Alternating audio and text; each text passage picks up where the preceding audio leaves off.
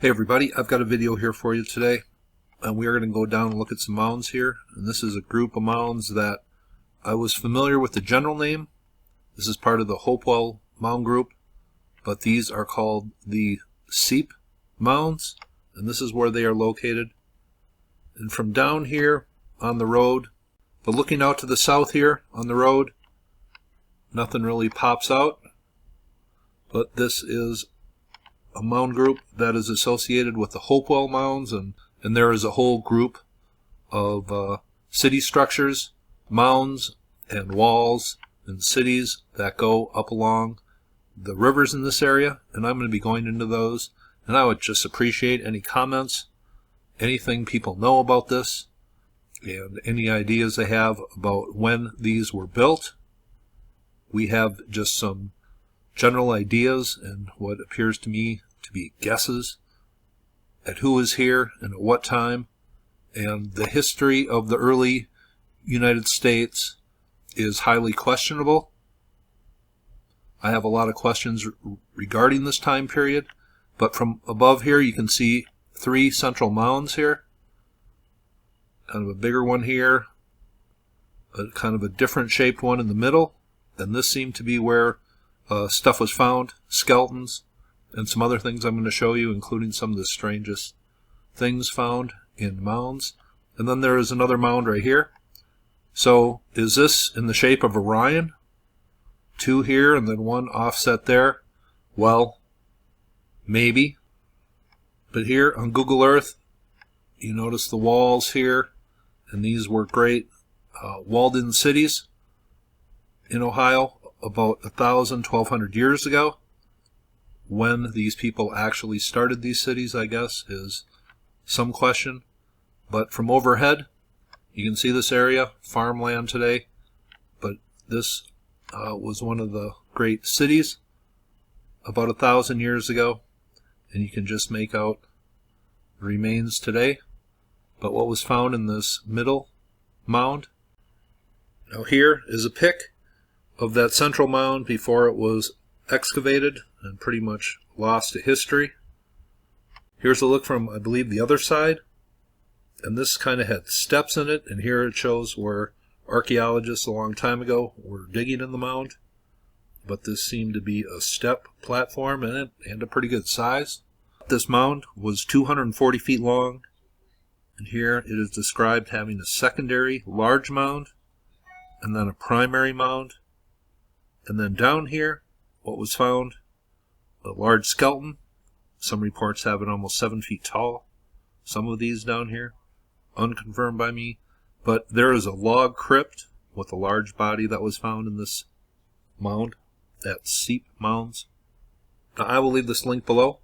This comes from scienceviews.com, but this gives a good look and some information on the Seep group. And you notice the walls here, these massive walls that encircled the whole city. Those would have taken massive amounts of time and labor. Here is a diagram of what it looked like. Here is that central mound. Here is another look at a cross section of that central steep mound when archaeologists were digging in here. They found burials with timbers and logs over them, and these must have been very important people. There was one cremated remains found in a stone type burial casket, if you will, right here. I found that to be highly interesting. Now there was some copper ornaments and pearl jewelry here.